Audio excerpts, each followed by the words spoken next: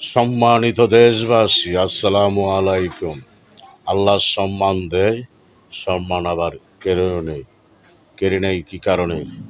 যদি আপনি আমার মধ্যে কোনো দুর্নীতি থাকে বা অবহেলা থাকে, তো বর্তমান সরকারের উপদেষ্টাগণকে বলছি, আপনারা এমন কোনো কর্ম করবেন না অসম্মানী হয়ে আবার আপনাদের এই দেশ ত্যাগ করতে হয়।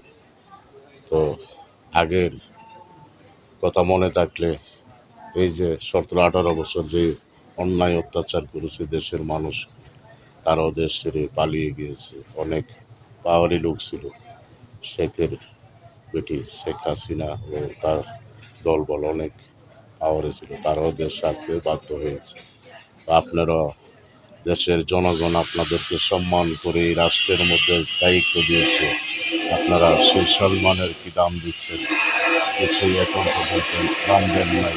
আপনারা এই রাষ্ট্রে সেই রাষ্ট্রে ঘুরে বেড়াচ্ছেন আর উন্নয়নের তালবাহানা করতেছেন।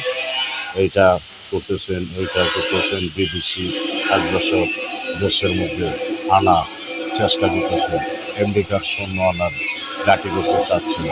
তো বর্তমানে এখন এই যে ইসলামী দলের আন্দোলন করতেছে, এটি বাংলার জনগণ মেনে নিবে না।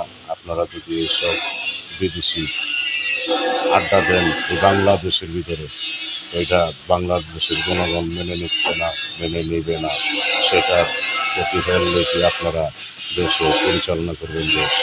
আর বাংলাদেশের জনগণকে বলছি, আপনারা আইন শৃঙ্খলা বাহিনীকে দোষারোপ না করে আগে বর্তমান সরকারের উপদেষ্টাগণকে দোষারোপ করুন। আর যারা যারা অন্যায় অপরাধ করে, আপনারা আইন শৃঙ্খলা বাহিনী যারা আছেন তাদেরকে আইনের আওতায় আনেন। যারা অন্যায় করতেছে বা আপনারা বাংলাদেশের জনগণ, আপনারা আইনের প্রতি শ্রদ্ধা রেখে তার দাবি জানান, সঠিক দাবি জানান।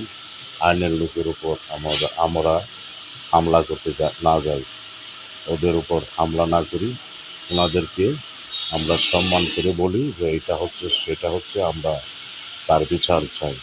তো বর্তমান সরকারের কাছে এই অনুরোধ, আপনারা সঠিকভাবে, আপনারা তো চাইলে 3 মাসের মধ্যে নির্বাচন দিতে পারতেন।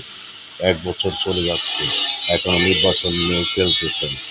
অতি শীঘ্রই নির্বাচন দিয়ে দেন, তাহলে দেশে শান্তি ফিরে আসবে। তা না হলে আপনাদের অশান্তি হবে, দেশের মানুষের গাড়ি ও রেলের চাপ অনেক বেড়ে যাবে। অতি শীঘ্রই নির্বাচন দিয়ে দেন। একটা দিন যায় না, একটা বছর যায়।